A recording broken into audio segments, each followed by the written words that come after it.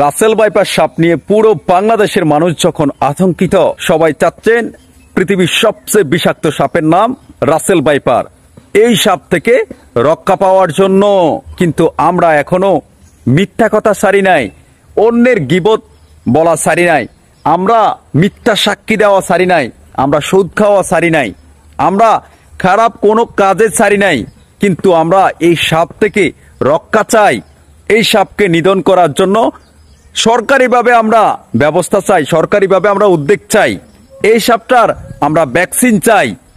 কিন্তু আমরা একবারও যিনি আমাদেরকে সৃষ্টি করেছেন ওনার কাছে আমরা একবারও দোয়া চাচ্ছি না, এবং আমরা একবারও ওনাকে বলছি না যে হে আল্লাহ, আপনি আমাদেরকে এই বিষাক্ত সাপের কামড় থেকে, বিষাক্ত সাপের আতঙ্কিত থেকে আমাদেরকে রক্ষা করেন।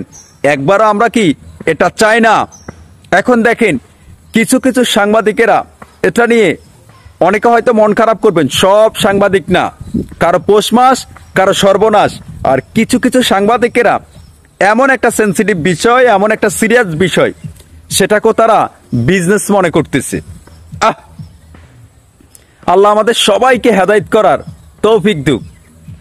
তো আমি পরিশেষে যে কথাটা বলবো, সবাই আল্লাহ রাব্বুল আলামিনের কাছে একটু নামাজ পড়ে দোয়া চান, এবং সবাই জায়গা থেকে আল্লাহ রাব্বুল আলামিনকে বলেন যে আল্লাহ, আপনি ছাড়া কোনো মাবুদ নেই, আপনি ছাড়া এই রাসেল ভাইপার নামে বিষাক্ত সাপ থেকে আমাদেরকে রক্ষা করার মতো কেউ নেই, কেউ নেই।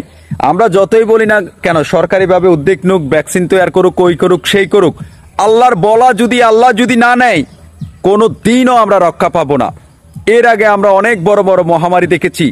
যখন করোনা ছিল পৃথিবীর সবচেয়ে বড় মহামারী, সেই করোনার সময় আমরা আল্লাহর কাছে সবাই নামাজ পড়ে দোয়া চেয়েছি, আল্লাহর কাছে আমরা এই মহামারী থেকে রক্ষা চেয়েছি, তিনি আমাদেরকে রক্ষা করেছেন।